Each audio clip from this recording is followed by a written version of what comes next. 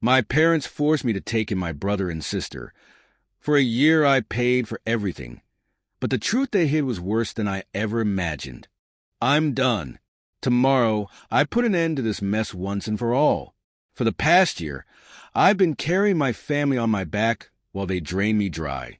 Zach and Haley, my younger brother and sister, moved in with me last summer, just for a few months while they got back on their feet. A few months turned into a year. A year of them sitting on my couch, watching TV, throwing parties in my house, eating my groceries, and laughing when I asked them to contribute. Meanwhile, I'm working my tail off at work, pulling 50-hour weeks just to keep this place running. I wake up at 6 a.m., fight traffic, grind all day, come home exhausted, and what do I get? Empty beer bottles on the coffee table, dirty dishes in the sink, and my fridge raided like some damn raccoons broke in. Not once have they lifted a finger to help, and when I bring it up, they roll their eyes. My parents, of course, think I'm overreacting. Ethan, you're the oldest. Family takes care of family. Easy for them to say when they're not the ones paying the bills. Every time I bring it up, they make me feel like I'm the bad guy. Like I should be grateful to have my siblings under my roof. Like I should be happy to watch them live rent-free while I kill myself to keep this house running. And the worst part, they know exactly what they're doing. They guilt-trip me, manipulate me into feeling responsible for them. But no more. I reached my limit when I came home last night to find my fridge emptied out again. Zach had some of his buddies over, and from the look of things, they had a feast. Not one of them thought to replace a single thing. Just left their trash for me to clean up. That was the final straw. I made a decision. This morning, I got up early and put my plan into motion. First, I stopped by the hardware store and had the locks changed. Cost me a couple $100, but worth every penny. Then I met with my landlord and got a formal eviction notice prepared. Legally, they have 30 days. But I'm not waiting a month. They don't get 30 more days of freeloading off me. Tomorrow morning, before they even wake up, I'll be out the door, handing them the papers on my way out. No warning. No last-minute begging. No more guilt trips from my parents. I'm done playing nice. And that's not even the best part. I have one last surprise for them before I go. Something that will make sure they get the message loud and clear. Something that will remind them exactly how good they had it living here before they screwed it up. Tomorrow, everything changes. 1 year ago, on a Saturday morning, all I wanted was to sleep in after a brutal work week. Instead, I was jolted awake by loud, relentless banging on my front door. Not just a knock, more like someone trying to break it down. My first thought was that something was wrong, an emergency maybe. But no, it was worse. I dragged myself out of bed, threw on a hoodie, and opened the door to find Zach and Haley standing there with suitcases. Behind them, our parents sat in the car, engine running. They didn't even bother to step out. My mom just gave me a half-hearted wave from the driver's seat before they pulled away, leaving me standing there in my doorway, confused and half asleep. Zach, of course, didn't wait for an invite. He pushed past me like he owned the place, dropped his bag in the hallway, and flopped onto my couch like it was his personal throne. Haley followed, mumbling something about how tired she was from the stress of packing. Meanwhile, I was still trying to process what on earth was happening. Before I could even ask, my phone buzzed. A message from my mom. Helped them out financially. Let them stay for a few weeks. We're doing renovations and taking a little trip. Thanks, sweetheart. A little trip? That was the moment I realized I'd been set up. My parents had just dumped Zach and Haley on me without so much as a conversation. No explanation. No discussion. Just an assumption that I would take care of them. At first, I told myself it would be temporary. A few weeks, tops. I even convinced myself that maybe they'd pull their weight, get jobs, figure things out. I wanted to believe that. But looking at Zach sprawled out on my couch with his feet up and Haley already digging through my fridge, I had a sinking feeling in my gut. And I was right. That morning was the beginning of something I never agreed to. The start of me becoming their unpaid caretaker, their personal bank, their personal chef and housekeeper. It was the moment I lost control of my own home. And the worst part, I let it happen. At first, I tried to be patient. I figured they needed a little time to get settled, maybe shake off whatever had them in this situation. Zach and Haley swore up and down they were looking for jobs. I wanted to believe them. So I waited. Days turned into weeks. Every time I asked about their job search, they had an excuse. The market is tough. We applied online, just waiting to hear back. It's not like we're doing nothing. But the truth was, they weren't trying at all. The only effort they put in was into draining my patience. Then one morning, I walked into the kitchen and nearly jumped out of my skin. A stranger was standing by the counter, casually brewing coffee with my machine, like he owned the place. He looked up, nodded at me, and said something about how it was nice to finally meet me. So, surprise, this was Haley's boyfriend. Apparently, he had been crashing here for a few days. No one thought to mention that to me. I told Haley this wasn't a dorm, and I wasn't running a free hotel.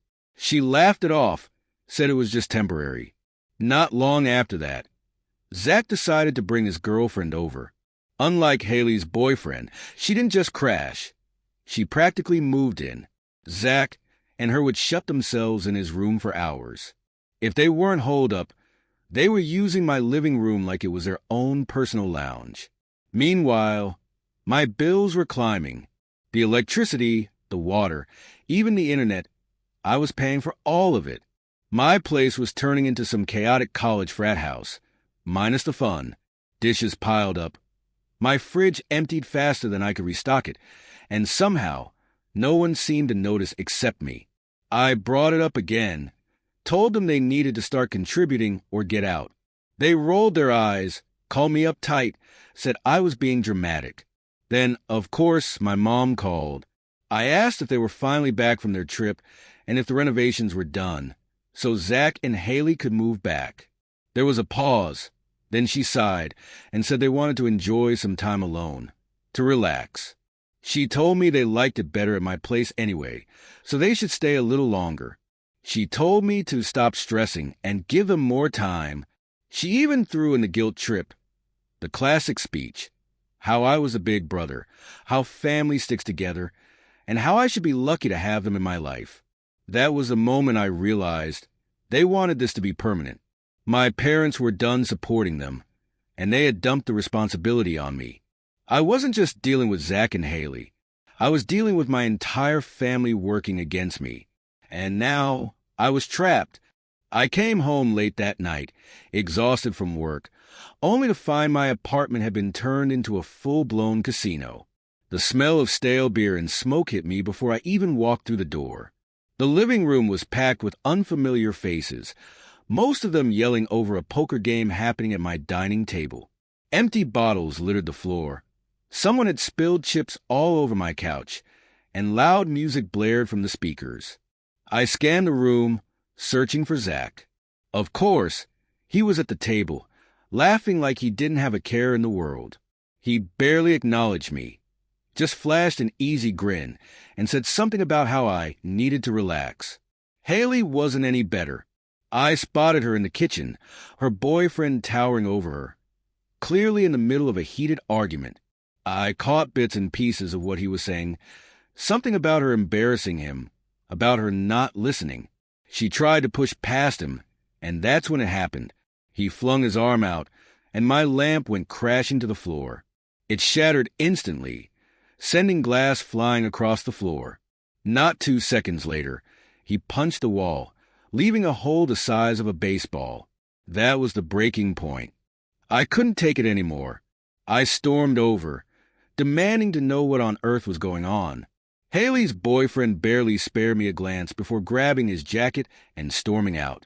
She turned to me with this helpless look, like I was supposed to feel bad for her. I couldn't even process a response.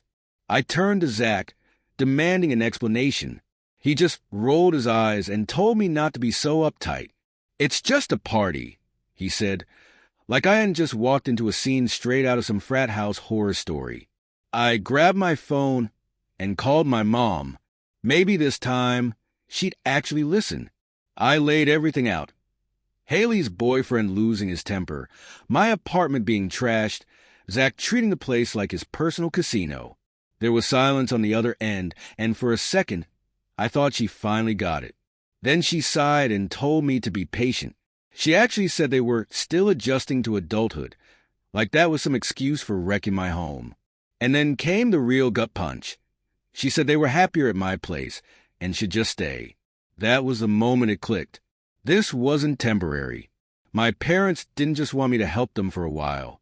They wanted me to take care of them permanently. I was nothing more than their safety net, their backup plan, and I was done playing that role. The next morning, I decided enough was enough. If Zach and Haley were going to live under my roof, they would follow my rules.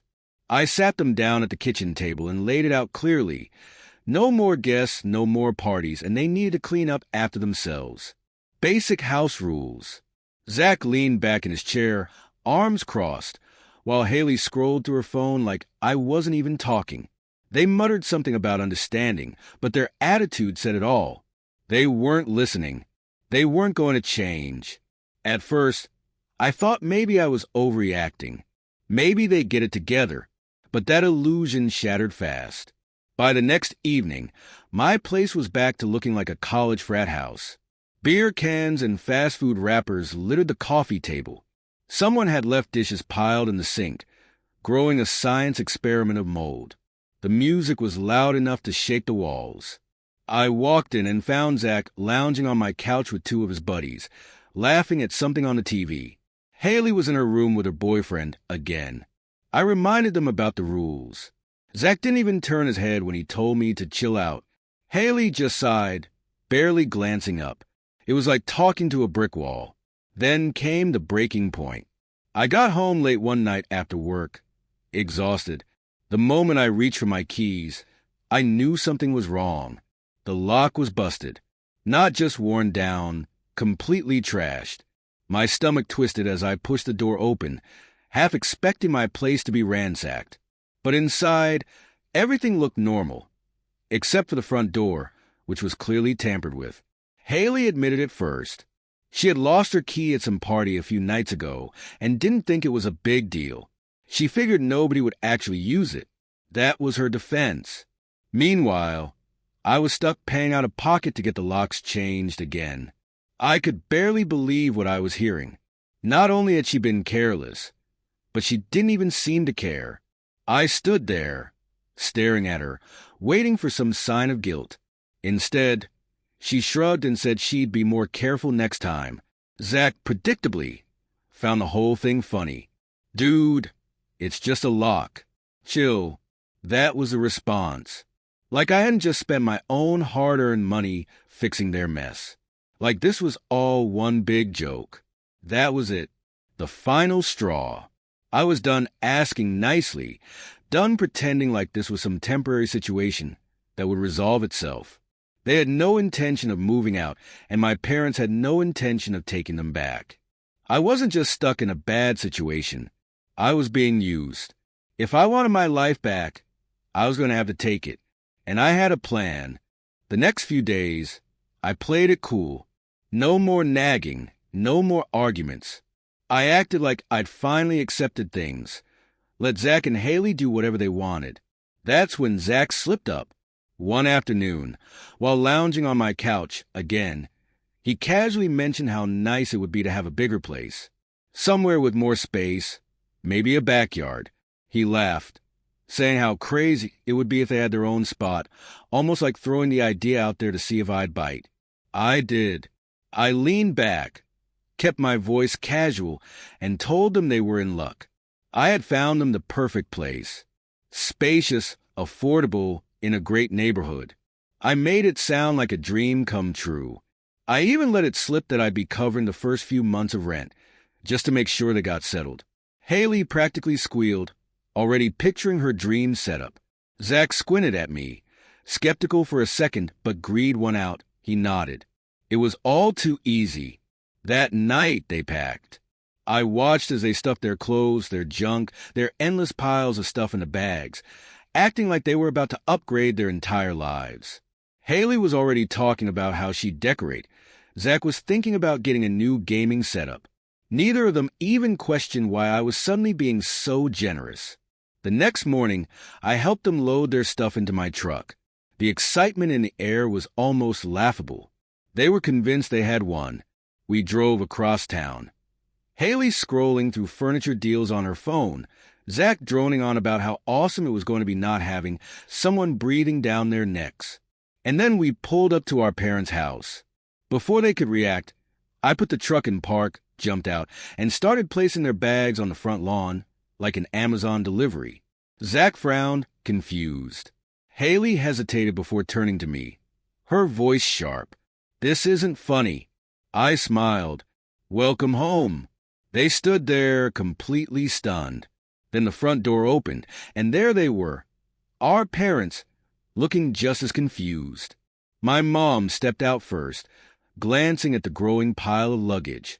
"What's going on?" she asked, her tone already laced with concern. I told her, plain and simple, Zach and Haley needed a new place, and since they had always been more comfortable here, this was the perfect solution. I reminded her of her own words, that they were still adjusting, that they needed family to help them. So here they were, back where they belonged. My mom opened her mouth, probably ready to guilt-trip me, but what could she really say? They couldn't exactly shove them back into my truck. My dad just sighed, rubbing his temples. Zach and Haley weren't laughing anymore. I climbed back into my truck, rolled down the window, and gave them a slow, satisfied nod. "Take care," I said, and then I drove away, finally free. The next morning, my phone rang before I even had my first cup of coffee.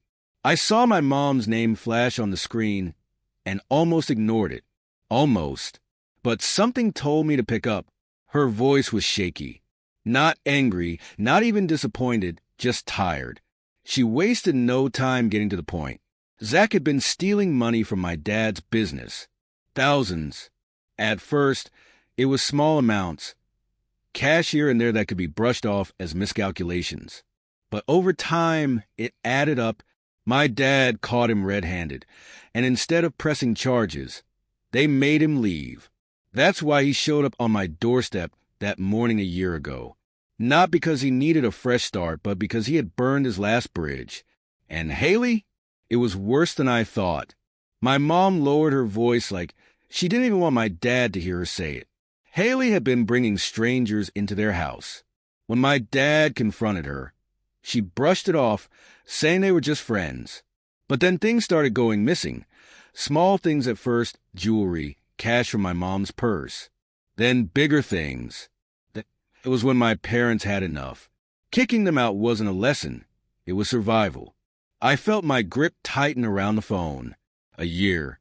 A whole damn year I had been working my tail off, dealing with their nonsense, while my parents sat on this information. I had begged them for help. I had told them what a nightmare was living with Zach and Haley, and they had guilt-tripped me instead of telling me the truth. My mom tried to justify it. She said they hoped Zach would change, that Haley would grow out of it. But she didn't sound convinced, not even to herself. I didn't yell. I didn't even say much. I just let her talk, let her try to explain the unexplainable. And when she finally went quiet, I just said one thing. "You should have told me." She sighed like she had aged 10 years in a single breath. "I know." I hung up without saying goodbye. I sat there for a long time, staring at the wall, letting the weight of it all sink in. Every single argument, every ruined night, every dollar wasted, none of it had to happen. If they had just come clean from the start, I wouldn't have lost an entire year of my life playing caretaker to two people who had already burned every other bridge they had. For the first time, I wasn't just angry at Zach and Haley. I was furious at them, too, maybe even more. The anger didn't fade. If anything, it just simmered low and steady, like a slow burn that wasn't going anywhere. If anything, it settled in, heavy and immovable. I wasn't just mad at Zach and Haley. I was furious at my parents for making me their safety net, for manipulating me into thinking I was the selfish one, when all I did was try to survive. But anger doesn't change the past. It doesn't give me back the money, the time, the peace of mind I lost. It doesn't undo the nights I lay awake listening to strangers stomp around my own home, the mornings I spent cleaning up their mess. It doesn't erase the exhaustion that had seeped into my bones.